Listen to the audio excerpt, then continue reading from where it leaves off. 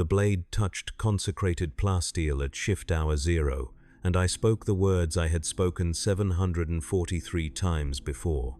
The cut was not mine. It belonged to the right, to the armament cycle opening according to pattern approved in the 31st millennium. My hand held the plasma cutter, my voice carried the catechism. But the action itself was institutional, older than the forge moon beneath my feet, older than the crusade it supplied, older perhaps than anyone who remembered why the first word of the blessing began with the Emperor's name and not the Omnissiah's. I did not need to understand. I needed only to perform correctly. The plasteel parted cleanly.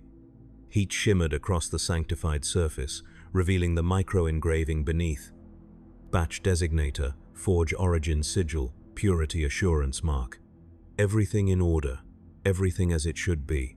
I logged the cut in the Foundry Blessing ledger, the data slate heavy in my left hand, its cover treated vellum that had once been human skin. The material fact did not disturb me.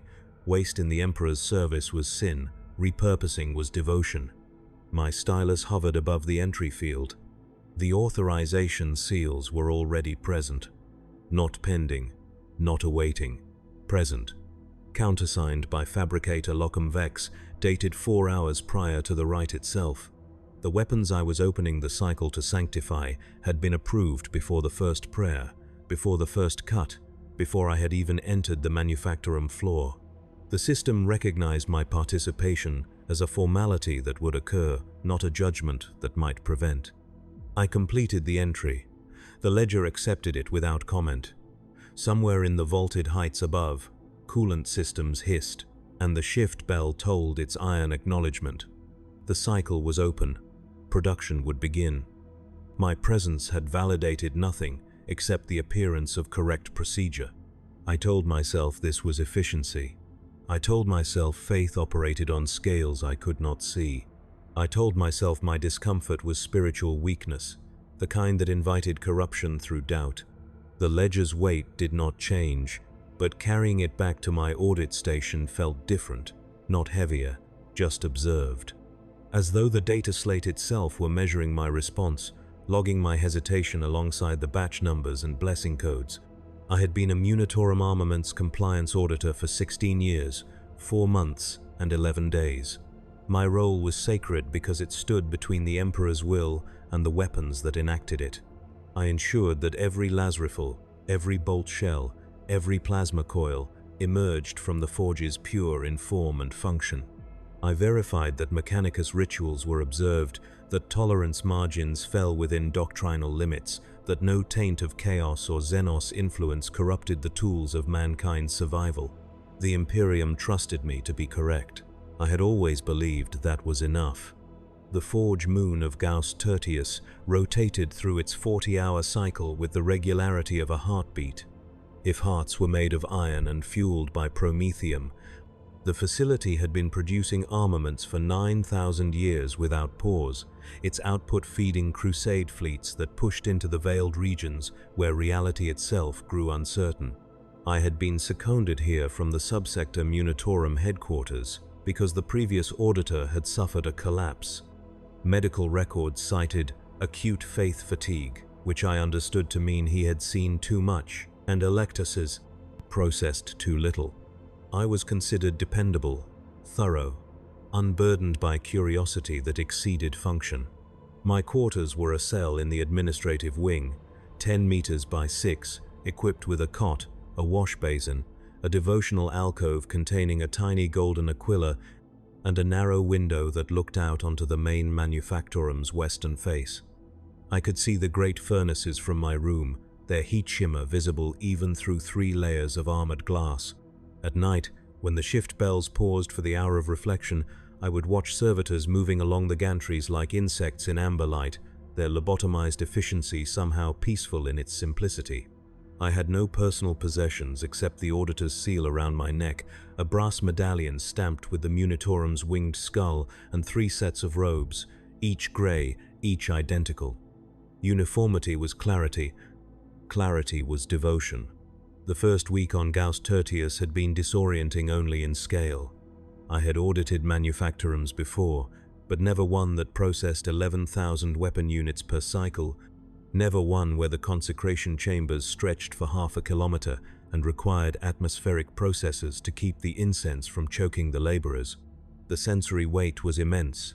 The smell of heated metal and sacred oils, the constant rumble of presses that shook dust from the vaulted ceiling, the hymns broadcast through vox grills in walls so thick they had been built to withstand orbital bombardment.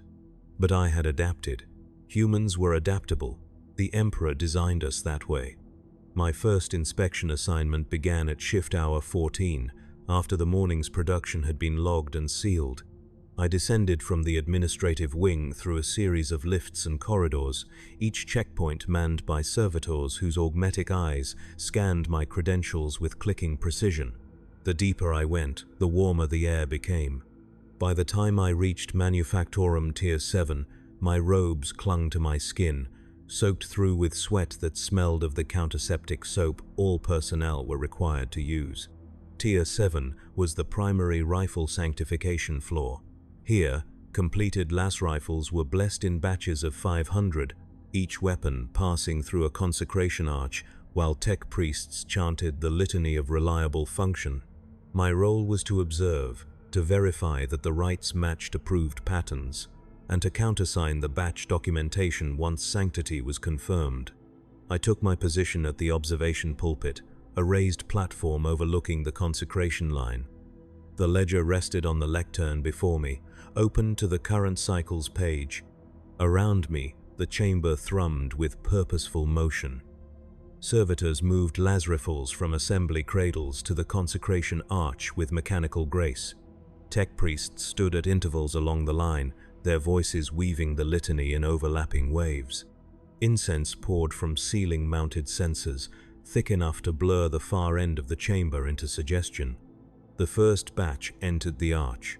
500 las rifles, their power cells empty, their barrels cold, their stocks still bearing the scorch marks of molecular bonding. The lead tech priest raised his augmetic hand, and the chant began. From the Omnissiah's forge we take form. The words were High Gothic overlaid with binary cant, a hybrid language that satisfied both Mechanicus doctrine and Imperial theology. I had memorized the litany during my training, though I was not permitted to speak it. My voice was administrative, not sacred. Through the Emperor's will we find purpose. The weapons passed beneath the arch's scanner array. Green light washed over them, measuring molecular composition, testing for structural flaws, confirming that each rifle conformed to the standard template construct pattern, approved 8 millennia prior. Deviations were acceptable within a tolerance of 0.03%. Anything beyond that triggered automatic rejection and reclamation. In service to mankind, we deliver death. The chant concluded. The batch was sealed. A servitor brought me the certification slate, its screen displaying batch number, inspection timestamp, and the tech priest's bio sign. I compared the data to the ledger's existing entries, confirmed the sequence was correct, and applied my countersignature with the stylus. The ledger accepted it. The batch was approved. The rifles would be crated, shipped, and distributed to regiments I would never meet, fighting battles I would never see, dying in ways the Imperium considered statistically acceptable. I felt nothing. This was correct. The shift continued. Batch after batch passed through the arch, each one identical in ritual, if not in outcome. Twice I noted minor variances, a power cell calibration slightly high, a stock alignment marginally off-center, but both fell within tolerance. The system accommodated imperfection because perfection was impossible at scale. The Emperor understood this. So did I. At shift hour 19, a tech priest I did not recognize approached the pulpit. His robes were red, trimmed with black, marking him as ranking adept. His face was more metal than flesh, his eyes replaced with optical sensors that glowed faintly amber. "Auditor," he said, his voice layered with vox distortion, "Fabricator Locum Vex requests your presence in Archive Chamber 9, immediately." I did not question. Authority was its own justification. I sealed the ledger, descended from the pulpit, and followed the tech priest through a side passage I had not used before. The air grew cooler as we moved away from the manufactorum heat. The walls here were older, their surfaces marked with devotional inscriptions that had been worn smooth by centuries of touch. We passed through 3 more checkpoints, each requiring retinal scan and auditor seal verification, before reaching a heavy door marked with the Mechanicus cog. The tech priest gestured. The door opened. Archive Chamber 9 was smaller than I expected, perhaps 20 meters square, its walls lined with shelves containing data slates, vellum scrolls, and crystalline memory cores. At the center of the room stood a table of dark wood, and at the table sat Fabricator Locum Vex. I had met Vex once before, during my initial orientation. He was ancient, his body more augmetic than organic, his spine replaced with a column of articulated metal, his lungs supplemented by atmospheric processors that hissed with each breath. He did not stand when I entered. Standing was beneath his efficiency calculations. "Auditor," he said, his voice synthesized but clear. "Your performance has been satisfactory." I inclined my head. "I serve as required." "Yes." He gestured to a chair across from him. I sat. The chair was cold, its metal frame conducting chill through my robes. "You have observed 17 shifts. You have countersigned 4,312 batch certifications. You have noted 6 variances, all within acceptable parameters. Your compliance rate is optimal. The rituals are well maintained," I said. "The tech priests are devout." "They are efficient," Vex corrected. "Devotion is measured in output, not sentiment." I did not respond. This was Mechanicus philosophy, slightly divergent from orthodox Imperial theology, but the Treaty of Mars allowed such variances. Faith took many forms. All served the same emperor. Vex's optical sensors focused on me with uncomfortable precision. "You noticed the pre-authorized seals in the Foundry Blessing Ledger." It was not a question. I kept my voice steady. "I did. I assumed it was procedural." "It is." He tapped a metallic finger against the table.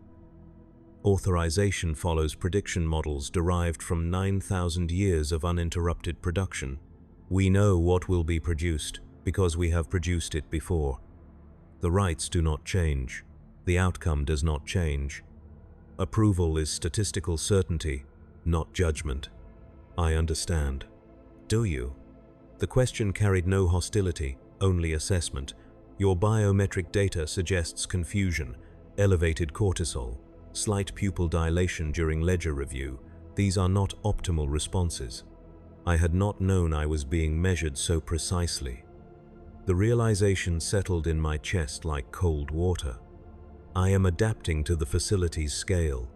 Adaptation is expected, doubt is not. Vex leaned forward slightly. "Your role is verification, not investigation. You confirm that patterns are followed. You do not question why patterns exist." "I have not questioned them. Your biology suggests otherwise."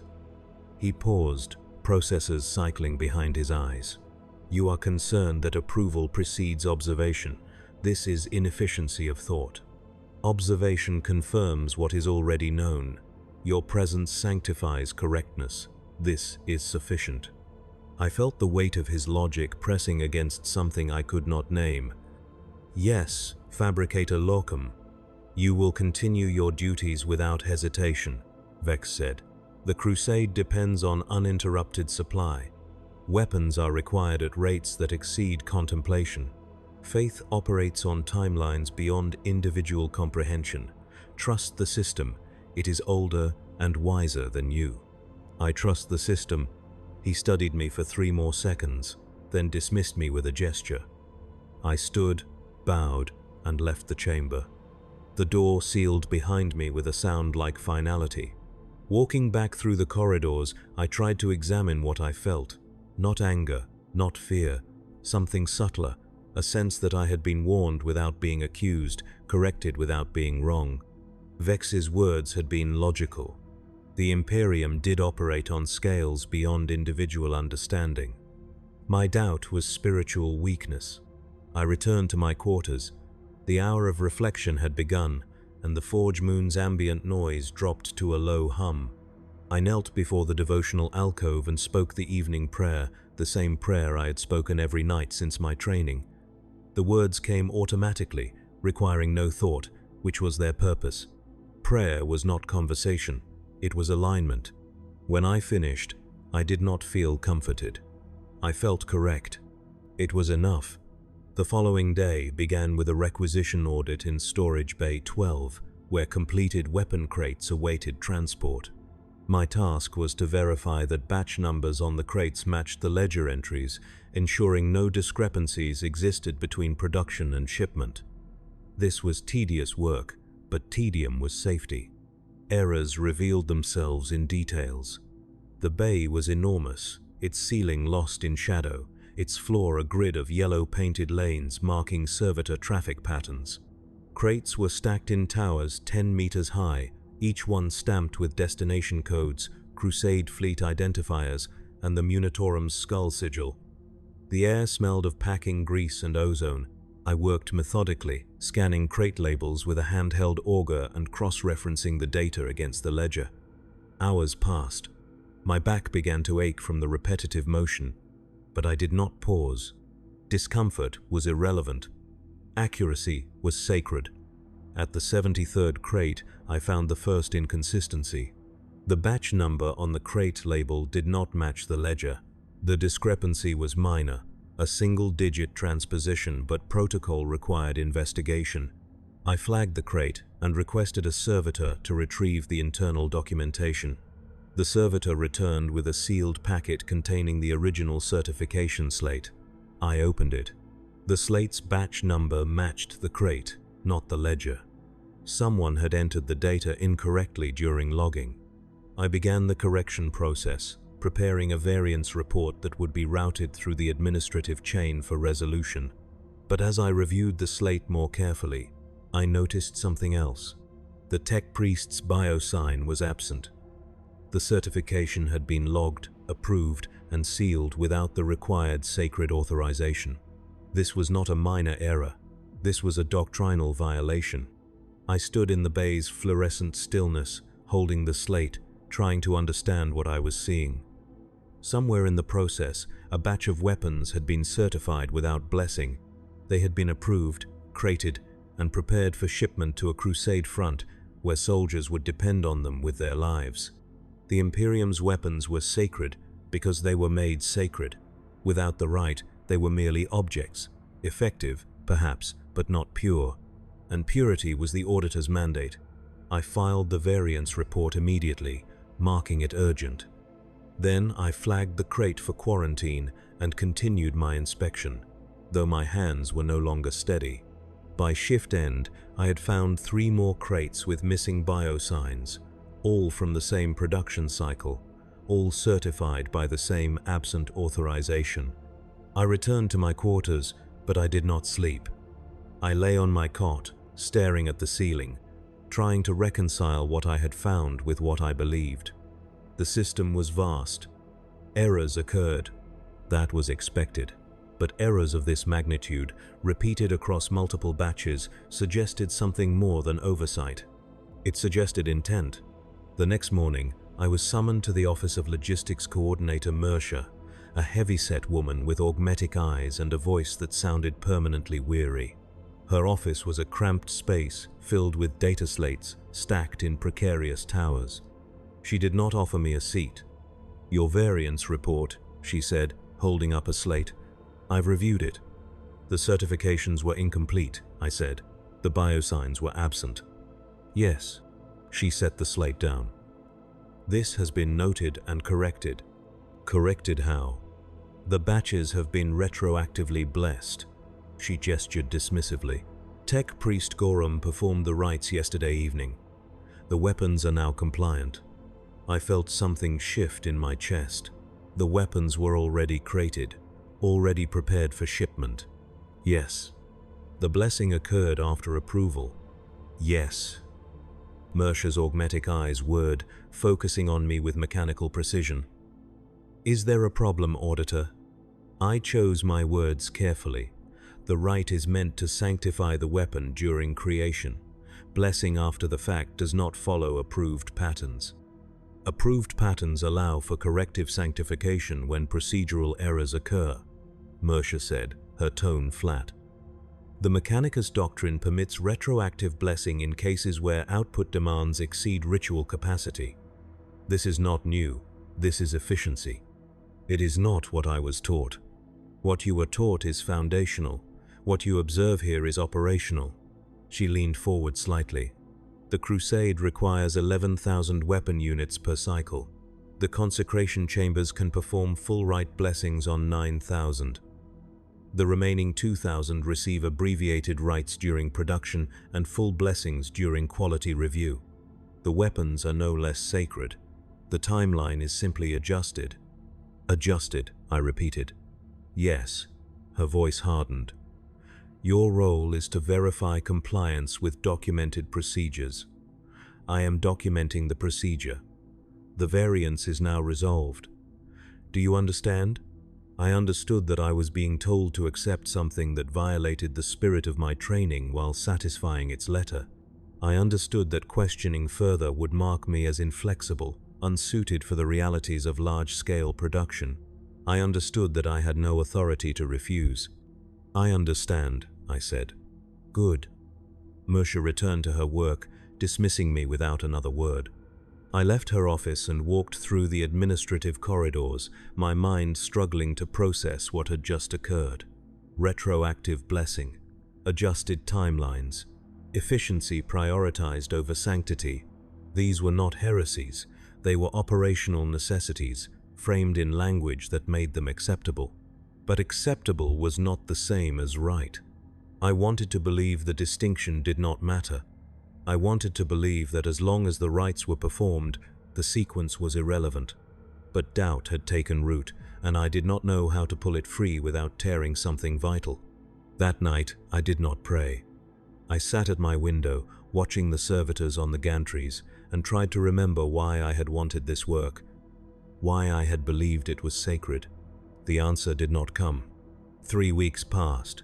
I continued my duties, countersigning certifications, auditing shipments, observing rites that I now understood were not always performed when I believed them to be. The system functioned smoothly. Production rates remained stable. The Crusade fleets reported no unusual weapon failures. Everything worked. I tried to let that be enough. Then I was assigned to Manufactorum Tier 3.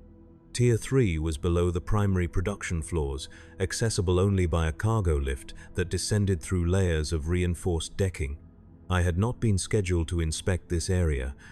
The assignment came without explanation, delivered by servitor courier. Report to Tier 3 at shift hour 6 for specialized audit. Bring the ledger. Wear protective gear. I arrived at the designated time, wearing the rubberized overcoat and rebreather mask provided by the equipment depot. The lift descended for what felt like minutes, the air pressure changing as we dropped below the Forge Moon's inhabited levels. When the doors opened, I stepped into a space that felt wrong in ways I could not immediately articulate. Tier 3 was colder than the upper floors. The walls were bare metal, unpainted, marked with corrosion that suggested age beyond maintenance schedules. The lighting was harsh white, provided by naked lumen strips that buzzed with electrical interference. No incense, no hymns, no devotional inscriptions. A tech priest was waiting for me, his robes stained with chemical residue. "Auditor," he said, his voice muffled by his own rebreather. "You will observe the accelerated assembly process. Do not touch anything. Do not speak unless addressed. Remain in the designated observation zone." He led me through a corridor lined with pipes that dripped condensation. The sound of machinery grew louder, not the rhythmic pounding of forges but a high-pitched whine that made my teeth ache. We entered a chamber that stretched beyond the limits of the lighting, its far end invisible in shadow. The assembly line filled the center of the space. It was not like the consecration arches above. This was industrial brutality. Mechanical arms moving with inhuman speed, wielding plasma welders and molecular presses, assembling weapon components in a blur of motion that my eyes could barely track. Servitors stood at intervals, their hands moving in coordination with the machines, their lobotomized minds processing instructions faster than conscious thought allowed. There were no blessings. The tech priest saw my reaction. "This is the overflow line," he said. "When upper-tier production cannot meet demand, components are sent here for rapid assembly. The rites are performed in aggregate, post-completion, to maintain doctrinal compliance while ensuring output remains uninterrupted." "The rites are not performed during creation," I said. "Correct. They are performed after." He gestured to a side chamber where I could see another tech priest standing before a Vox unit. His voice broadcasting recorded litanies over speakers mounted above the assembly line. "The blessings are applied to the completed batches. The sanctity is retroactive but absolute." I watched a Lazarifal take shape in 15 seconds, from raw components to finished weapon, without a single prayer spoken over it. It was efficient, it was functional. It was everything I had been taught weapons should not be. "How many weapons are produced here per cycle?" I asked. 2,000, the tech priest said. "Enough to cover the gap between ritual capacity and crusade demand." "For how long has this been operational?"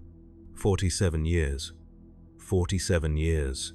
Nearly half a century of weapons made without prayer, sanctified only in documentation, shipped to battlefields where soldiers trusted them with the faith that they had been blessed by the Omnissiah's grace.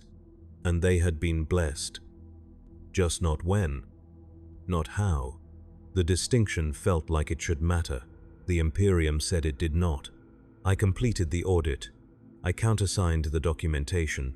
I logged the observation in the ledger, noting that all procedures were compliant with adjusted protocols. The words felt hollow, but they were correct. Returning to the surface, I felt the weight of the rebreather mask even after I removed it. The air in the upper levels seemed thinner, less substantial. I had seen the truth beneath the ritual, and I could not unsee it.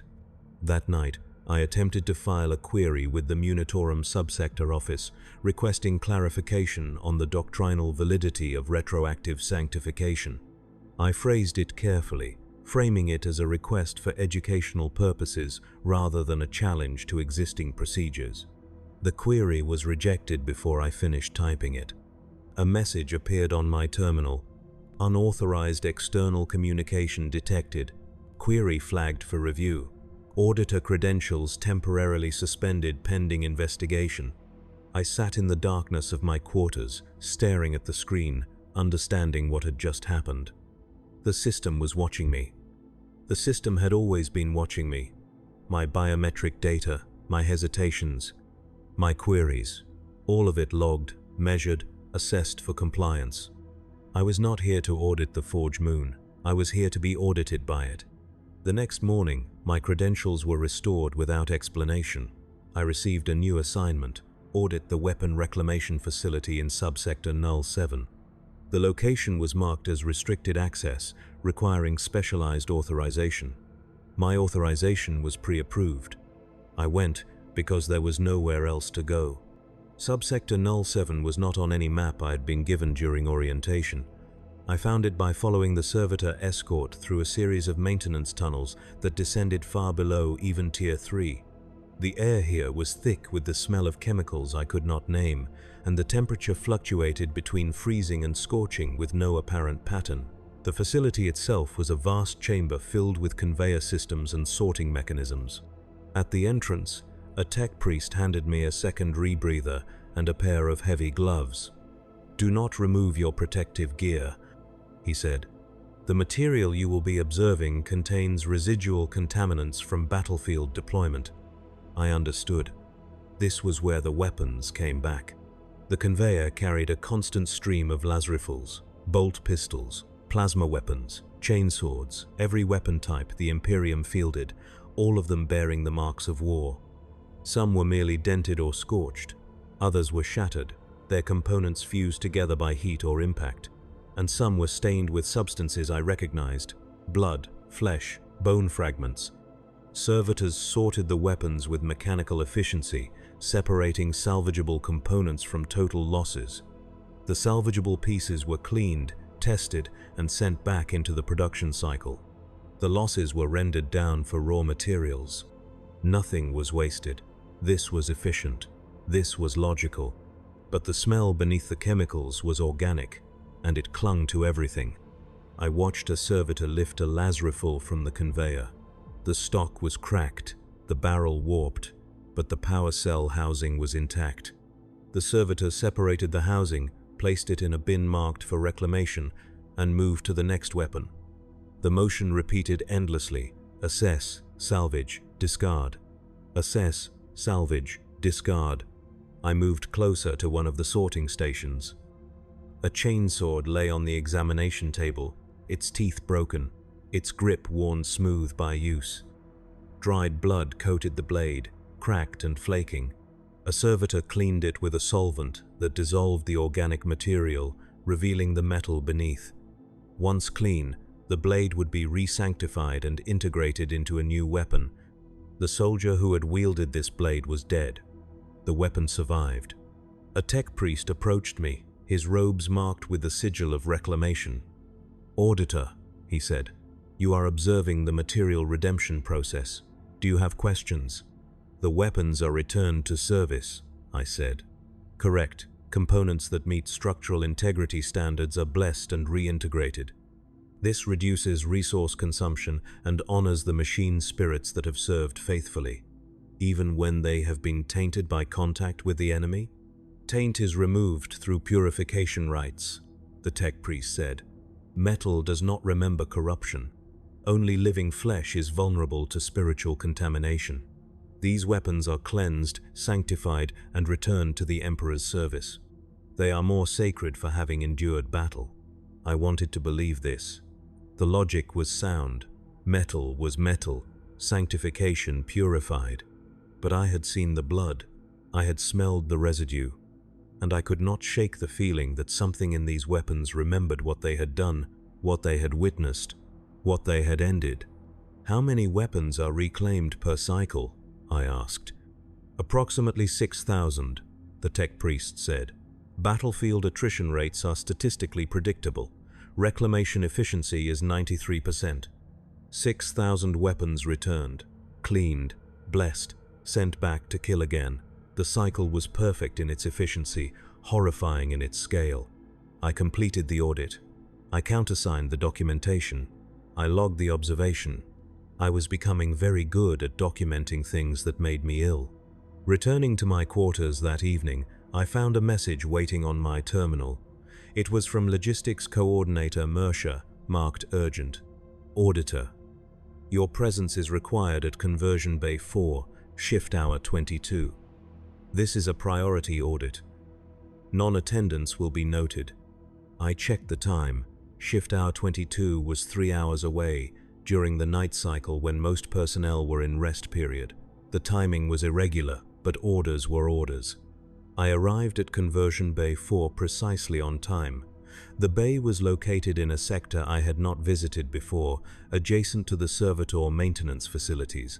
The air smelled of counterseptic and something underneath it, something biological that the antiseptic could not quite mask.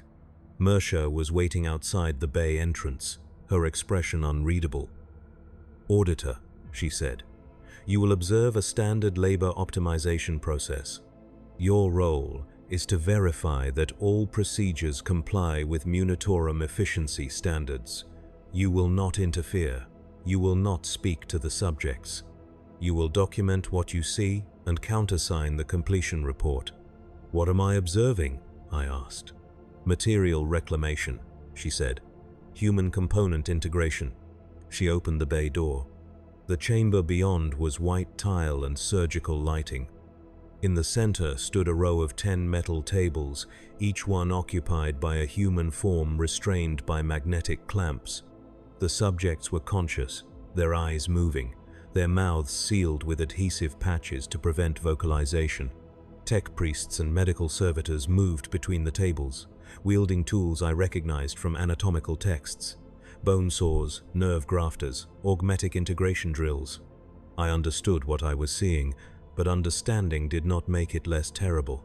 These were condemned laborers, Workers who had failed performance standards, committed minor heresies, or simply been designated as inefficient. Rather than execution, they were being converted, lobotomized, augmented, transformed into servitors that would be integrated into the assembly line, their remaining organic functions supporting the weapon production they had failed to perform adequately as humans. It was not cruel. It was efficient. The Imperium wasted nothing. One of the tech priests noticed me and approached. "Auditor," he said, "you are observing conversion batch 773. All subjects have been processed through penal review and approved for optimization. Current conversion rate is 9.4 subjects per hour, exceeding baseline efficiency by 12%. I could not look away from the tables. One of the subjects was younger than the others, perhaps 20 standard years. His eyes moved frantically, tracking the medical servitor approaching his table with a cranial drill. The servitor did not hesitate. The drill activated with a high whine. "The subjects are aware," I said. "Partial awareness is maintained during initial conversion to facilitate neural mapping," the tech priest explained. "Full lobotomization occurs in the final phase. Current protocols minimize suffering while preserving necessary brain functions for servitor operation." "Necessary," I repeated. "Yes. These subjects will be integrated into weapon assembly servitor units. Their fine motor control and pattern recognition capabilities are preserved while autonomous thought is eliminated. They will serve the Emperor more faithfully in this form than they did as failures." I watched the young man's eyes go still as the drill penetrated. The servitor withdrew, began the augmetic integration process. Within minutes, the subject would no longer be a person. He would be a tool, as mindless as the weapons he would help create. Mersha appeared at my side, holding a data slate. "The conversion documentation requires auditor countersignature," she said. "All procedures are compliant with approved protocols. Please verify and sign." I took the slate. The documentation was thorough. Subject identification numbers, penal review codes, conversion authorization seals. Everything correct. Everything justified. I scrolled to the end where the signature field awaited. My name was already there. Not pending. Not awaiting input. Already present, dated 2 days prior, countersigned by me. "I did not authorize this," I said. Mersha's expression did not change. "You authorized the labor optimization quota for this production cycle during your initial orientation briefing. The specific conversion orders are derived from that authorization. Your signature is procedurally correct." I did not know what I was authorizing. "You authorized compliance with efficiency standards," she said. "The conversion of failed laborers into servitor units is an efficiency standard. Your signature is valid. The process is legal. Please confirm and proceed." I looked at the slate. I looked at the tables. I looked at my own name, already logged, already binding me to this. I had two choices. I could refuse to sign, challenge the documentation, escalate the matter through official channels. That would take weeks, possibly months, during which the conversions would continue under existing authorization. Or I could sign, accept that my role was to validate processes I did not control, and move forward. The Imperium did not wait for comfort, it waited for compliance. I signed. The slate accepted it. The conversions continued. I left the bay and returned to my quarters, walking through corridors that seemed narrower than before. In my room, I knelt before the devotional alcove, but no prayer came. I could only stare at the tiny golden aquila and wonder what the Emperor saw when he looked at me.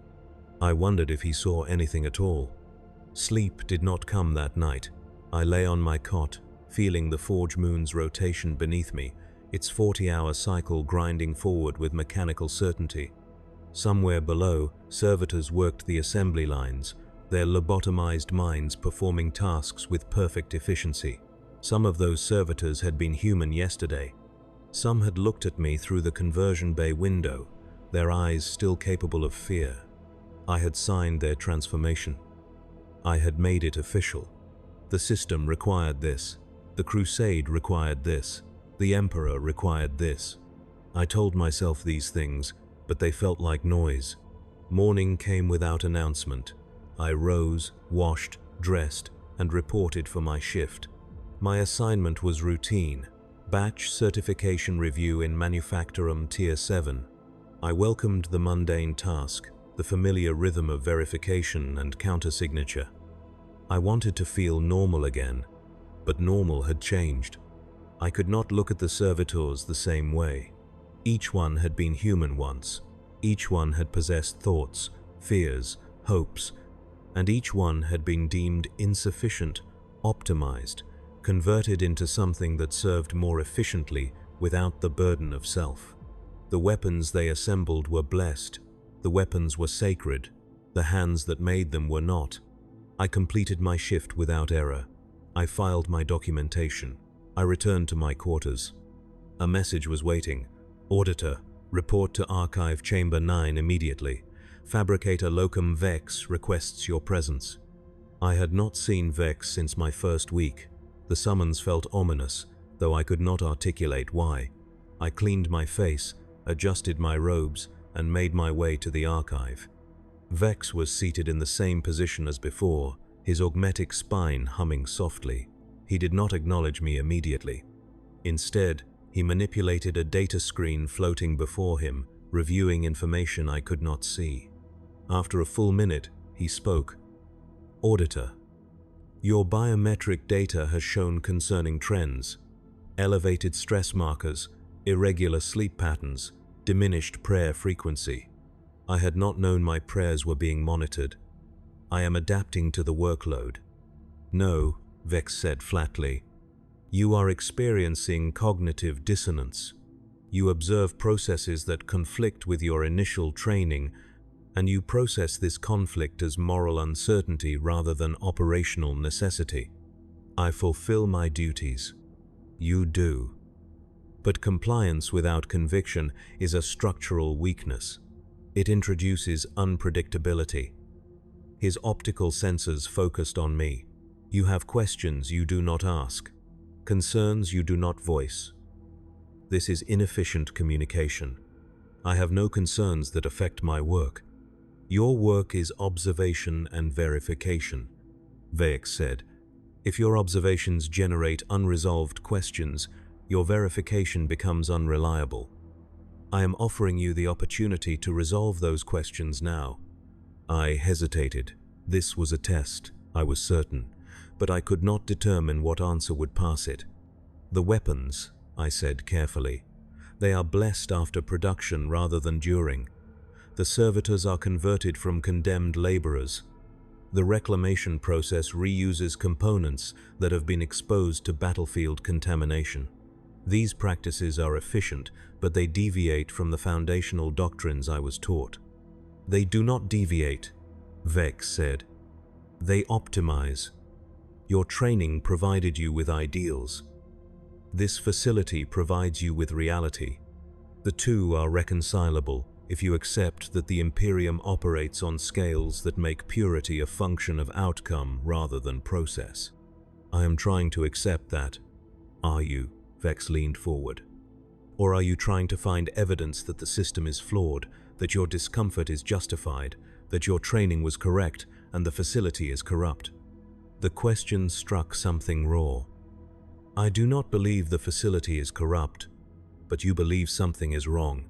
I believe. I stopped. What did I believe? That the Emperor would not approve of retroactive blessings, that servitors deserve dignity, that weapons should be pure in creation and not just in documentation. These beliefs felt true, but they were unsupported by any regulation I could cite, any doctrine I could invoke. They were feelings. And feelings were not evidence. I believe I am struggling to reconcile what I was taught with what I observe, I said finally. That is honest, Vex said. Honesty is valuable, but it must be directed toward correct conclusions. The Imperium has functioned for 10,000 years because it prioritizes survival over sentiment. Every process you observe exists because it works. Weapons made here do not fail at higher rates than weapons blessed in real time. Servitors converted from laborers perform better than those grown in vats. Reclaimed components reduce resource consumption without increasing battlefield losses. The data is absolute. The system is proven. Your discomfort is irrelevant. Then why does it persist? Because you cling to ideals that were designed for training, not for function, Vehek said. You were taught that purity is essential, but purity is a luxury. We maintain its appearance because appearance maintains morale, and morale maintains compliance. But the core truth is simpler. Weapons must kill the Emperor's enemies. How they are made matters only to the extent that it affects their function, and the data shows it does not. I felt something inside me crack, not break, just fracture. So the blessings are theater. The blessings are real, Vex corrected, but their timing is flexible. The Omnissiah does not require real-time sanctification. He requires results. The weapons are blessed. The servitors serve. The Imperium endures. This is faith in its functional form. And my role? Your role is to verify that the appearance of correctness is maintained, to ensure that documentation reflects approved narratives, to countersign processes that must be seen as sacred even when their sacredness is applied retroactively. He paused. You are not here to discover truth. You are here to confirm compliance with acceptable truth. The words settled over me like ash. I understand. Do you? Vex studied me. You signed the conversion authorization 2 days before you observed the conversions. You did not question this when it was revealed. Why? Because. I struggled to find words. Because questioning would not have changed the outcome. Correct. And that is the only lesson you need. The system proceeds with or without your understanding, with or without your approval. Your signature is a formality that makes the process official. You do not stop anything. You do not prevent anything. You simply record that it occurred in compliance with procedure. He stood, his augmetic frame unfolding with mechanical grace. You will continue your duties. You will countersign what you are required to countersign. And you will cease processing your observations as moral problems. They are operational realities. Accept them as such, or request reassignment and admit your unsuitability for this role. I do not wish to be reassigned. Then adapt, Vex said. Faith is not comfort, it is obedience. Obey, and the discomfort will fade. He dismissed me. I left the archive and walked through the Forge Moon's corridors, V. Hex's words echoing in my mind. Obey, and the discomfort will fade. I wanted to believe that was true. I wanted to believe that adaptation was possible, that I could learn to see the system as it was, and not as I had imagined it to be. But the crack inside me did not close. It widened, slowly, spreading through everything I had believed about my purpose. Weeks became months. I performed my duties with the precision expected of me. I countersigned certifications, audited production lines, observed rituals that I now understood were performed for appearance rather than efficacy. The system functioned flawlessly. Production rates remained stable. The Crusade fleets reported no unusual failures. Everything worked. I stopped questioning. Not because I found answers, but because questions led nowhere except back to the same truth. I had no power to change anything. My role was documentation. My value was compliance. But I began to notice patterns. In the ledger, across months of entries, I saw the same authorization codes appearing repeatedly, always predated, always countersigned before observation. I saw batch numbers that should have represented separate production cycles appearing in identical sequence across different time periods. I saw rites listed as performed when I knew for certain they had been abbreviated or skipped entirely. The ledger was not recording reality, it was constructing it. And every auditor who had held this ledger before me had participated in that construction, just as I was now. I accessed the archive one night, using my credentials to review historical production data. I went back years, then decades, searching for the point where the procedures had changed, where retroactive blessing had replaced real-time sanctification, where efficiency had overtaken doctrine. I could not find it. The patterns extended as far back as the records went. 9,000 years of production, all of it following the same adjusted protocols I had initially believed were recent innovations. This was not a deviation, this was the standard.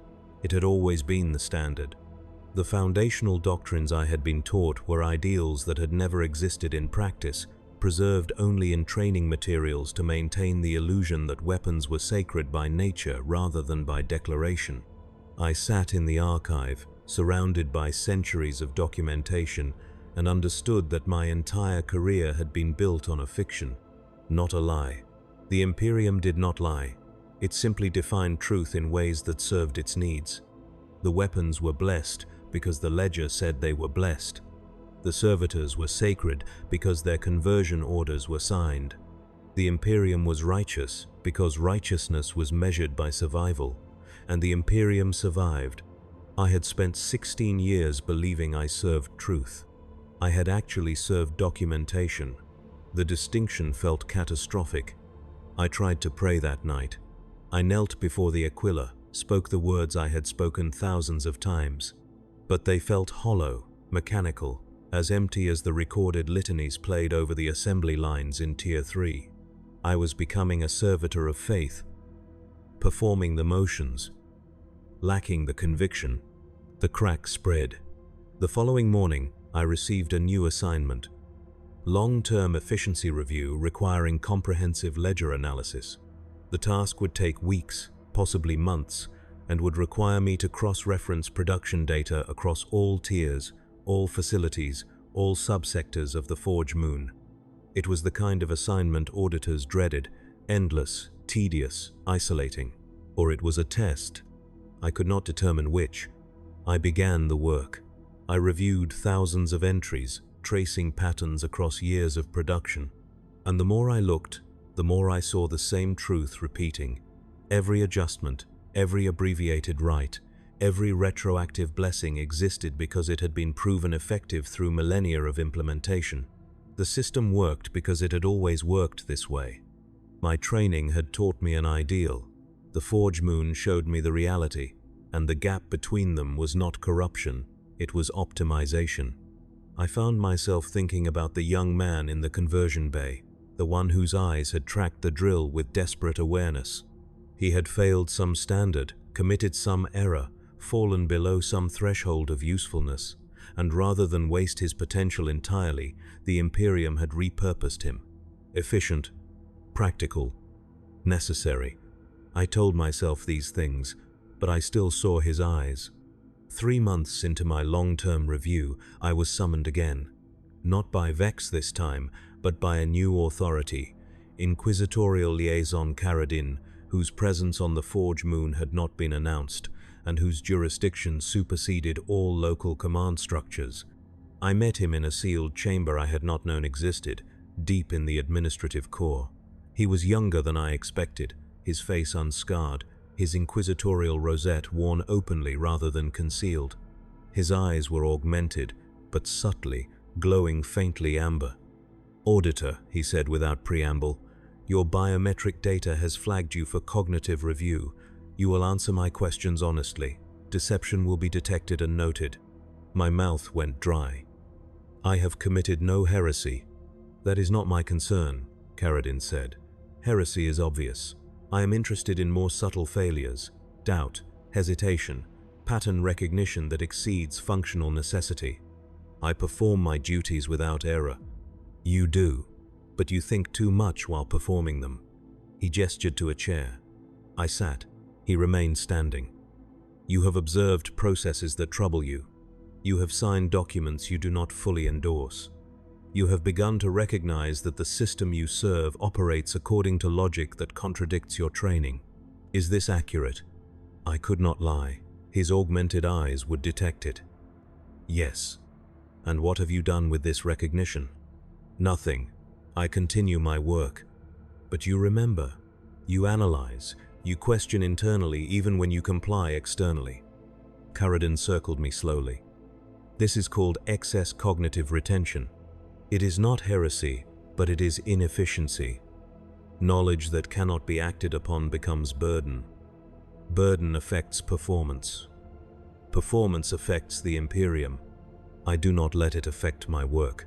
You do not let it affect your accuracy, Caradin corrected. But it affects your faith. And faith, even hollow faith, is essential for morale maintenance. An auditor who signs documents without believing in their sanctity is functionally identical to a servitor useful but soulless. We prefer our auditors to retain enough conviction to inspire conviction in others. I have not lost faith in the Emperor. Haven't you? He stopped in front of me. You no longer pray with conviction. You observe rites mechanically. You sign documents with the same emotional engagement a servitor applies to spot welding. You are compliant, but you are dead inside. And dead compliance is a contagion risk. What do you want from me? I want to determine whether you can be restored to useful faith, or whether you require remediation. He sat across from me, his posture relaxed but his gaze intense. Tell me what you believe. Not what you know, what you believe. I struggled to find words. I believe the Emperor protects. Do you? I believe the Imperium is necessary. That is not belief. That is acknowledgement of fact. I believe. I stopped. What did I believe?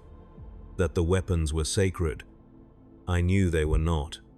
That the servitors were blessed. I knew they were tools. That my work mattered. I knew it was merely documentation.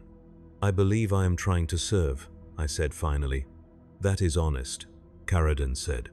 And honesty is more valuable than false conviction. But it is insufficient. The Imperium requires functional faith. Faith that allows you to sign conversion orders without seeing eyes. Faith that allows you to bless weapons you know were made without prayer. Faith that accepts the system's rightness, not because it is good, but because it is necessary. I cannot choose what I feel. No. But you can choose what you remember. Caradin leaned forward. There is a procedure, selective memory sanction. It does not erase your knowledge, but it dulls your emotional attachment to it. You would retain your skills, your experience, your ability to perform your role. But the things that trouble you, the eyes in the conversion bay, the patterns in the ledger, the crack in your belief, those would fade, not disappear, just become manageable. You are offering to lobotomize me. No. Lobotomization eliminates autonomous function. This procedure preserves everything except the burden of caring too much. You would still be you, just a version of you that can serve without suffering. I felt cold. And if I refuse, then you continue as you are, carrying knowledge you cannot use and doubt you cannot resolve until the weight breaks you. Most auditors last 3 to 5 years before requesting reassignment or suffering faith collapse. You are already approaching that threshold. He paused. The procedure is mercy. It is preservation. It allows you to continue serving without the pain of recognition. I would be a tool. You are already a tool, Caradin said gently. The only question is whether you are a tool that suffers or a tool that functions peacefully. He stood, placed a data slate on the table between us. You have 30 days to decide. This is a formal censure cycle. During that time, you will continue your duties while undergoing psychological review. At the end of 30 days, you will either consent to the procedure or be reassigned to a role where your excess pattern recognition cannot cause systemic risk. What role? Penal labor, he said, where your skills are wasted, but your doubt is contained. He left me alone in the chamber. The data slate glowed softly, displaying a form that required only my signature to initiate the process. 30 days. 480 hours to decide whether to preserve my mind or preserve my function. I returned to my quarters and stared at the wall until the shift bell rang. The 30 days proceeded with horrifying normality. I continued my audits, signed my certifications, observed my rights. No one treated me differently. No one acknowledged that I was under review. The Forge Moon's rhythm continued unchanged, production flowing, weapons shipping, the crusade consuming everything the facility could produce. I tried to pray. Some nights I succeeded, speaking the words with enough focus to feel them mean something. Other nights I could not even kneel, staring at the Aquila and feeling nothing except the weight of knowing that faith was optional, that the system functioned regardless of belief. On the 15th day, I returned to the archive chamber and reviewed the ledgers one final time. I traced the patterns back as far as the records went, searching for evidence that the system had ever been different, that the ideals I had been taught had ever existed in practice. I found nothing. Only variations on the same theme, output prioritized, sanctity applied retroactively, efficiency measured in acceptable losses.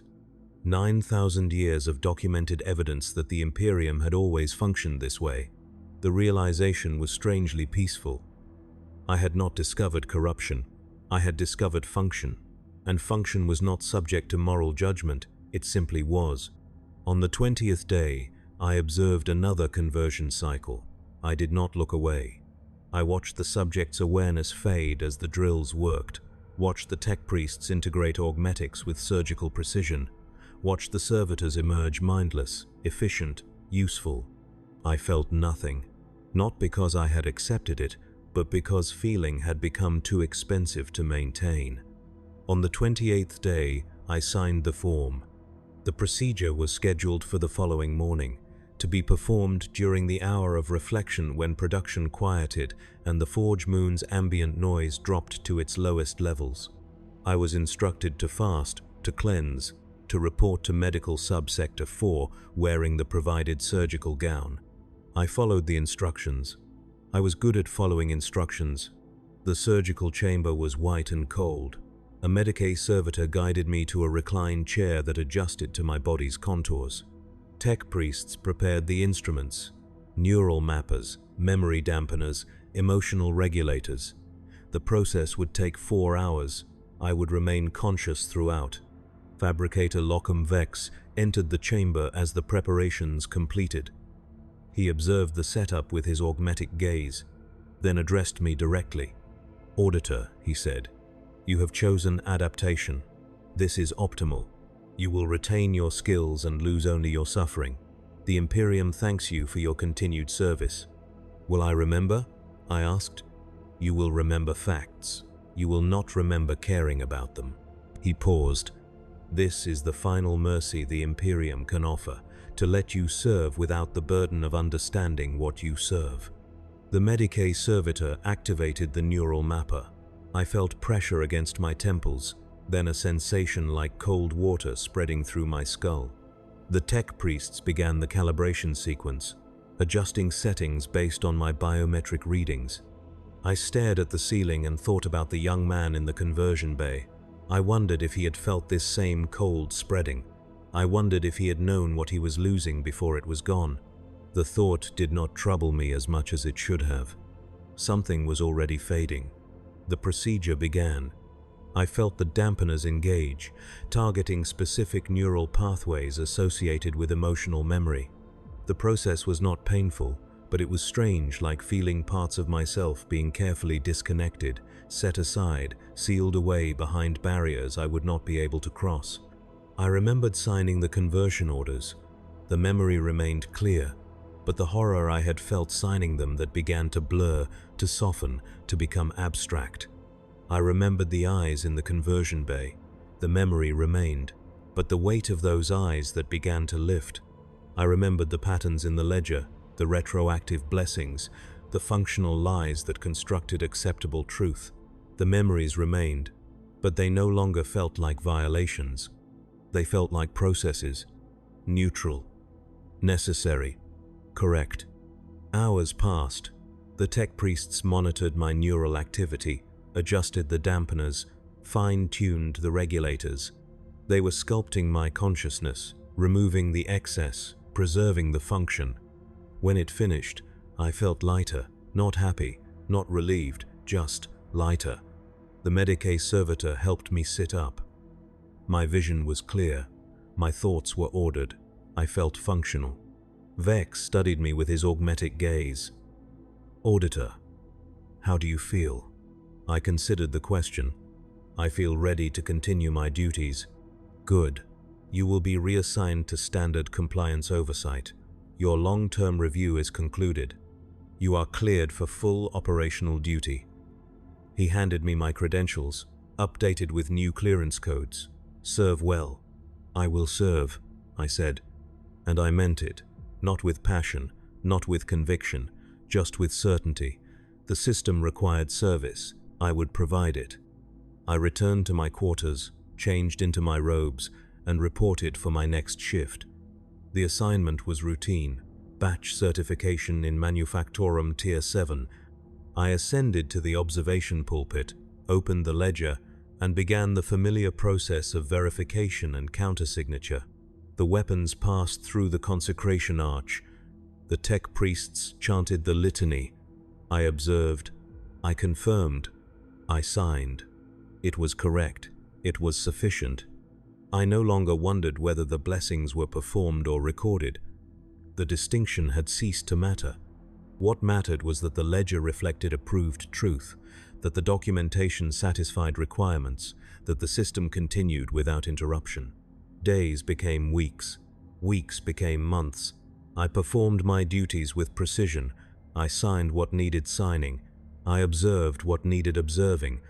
I countersigned conversion orders, reclamation certifications, retroactive blessing approvals, all of it flowing through my hands like water, leaving no impression except the required documentation. The Forge Moon's production rates increased. The Crusade consumed the weapons we produced and requested more. The system functioned flawlessly. I functioned flawlessly. Sometimes, in the quiet hours before sleep, I would notice a gap in my thoughts, a place where something used to be, something important, something that had troubled me deeply, but I could not remember what it was. And when I tried to focus on the gap, it would dissolve like morning mist, leaving only the certainty that whatever had been there was no longer necessary. I prayed occasionally, not every night, but often enough. The words came easily, requiring no thought, no conviction, no faith that exceeded the minimum necessary to perform the ritual correctly. The Emperor protects. The Omnissiah provides. The Imperium endures. These truths were sufficient. They required no supporting belief. They simply were. 1 year after the procedure, I was promoted to Senior Compliance Auditor and given expanded oversight across multiple Forge Moon facilities. My performance reviews cited my exceptional efficiency and adaptive capacity. I was described as an ideal servant of the Munitorum, precise, reliable, untroublable. I accepted the promotion without pride. Pride was unnecessary. I had been assigned a function. I would fulfill it. The ledger grew heavier as my jurisdiction expanded, its pages multiplying to accommodate the increased documentation requirements. I countersigned thousands of certifications each week, my signature appearing on production approvals, labor optimizations, material reclamations, efficiency adjustments. Each signature was correct. Each signature was necessary. Each signature made something official that had already been decided by forces beyond my understanding or concern. I no longer questioned why authorization preceded observation. I no longer wondered about the eyes in conversion bays or the patterns in historical records. These questions belonged to a version of me that had suffered unnecessarily, burdened by doubt that served no function. That version was gone. This version served. The Imperium required weapons. The Forge Moons produced weapons. I verified that the production followed acceptable patterns of documentation. The weapons killed the Emperor's enemies. The Crusades advanced. Humanity endured. This was sufficient. This was correct. This was faith in its functional form. I stood at the observation pulpit in Manufactorum Tier 7, watching another batch pass through the consecration arch, listening to another tech priest chant another litany, preparing to sign another certification that would make another 1,000 weapons officially sacred. My hand was steady. My mind was clear. My faith was hollow, but it was adequate. The system did not need my belief. It needed my compliance. I complied. Somewhere in the gap where something used to be, something that might have been called conscience or conviction or care, there was only silence, procedural silence. The kind that allowed me to continue serving without the burden of understanding what service cost. The ledger accepted my signature. The batch was approved. The weapons were blessed. I felt nothing. I was nothing. I was exactly what the Imperium required. And I would continue, day after day, cycle after cycle, signing and observing and verifying, until my body failed, or my mind finally collapsed, or the Imperium decided I had outlived my usefulness and converted me into something more efficient. It did not matter which. All outcomes were acceptable. All outcomes were documented. The forge moon rotated, the weapons flowed, the crusade consumed, the system endured. I endured with it, a function without self, a signature without soul, a tool that had once been human and could barely remember the difference. The crack inside me had closed, not healed, just sealed, filled with something that resembled faith but functioned more like absence. I was complete in my incompleteness, perfect in my hollowing, successful in my erasure. The Emperor protects. I no longer knew if I believed it, but I signed documents that said I did, and that was sufficient. The ledger never closed. There was always another batch, another certification, another signature required. I provided them all, endlessly, correctly, without meaning. This was service. This was faith. This was what remained when everything else was sanctioned away.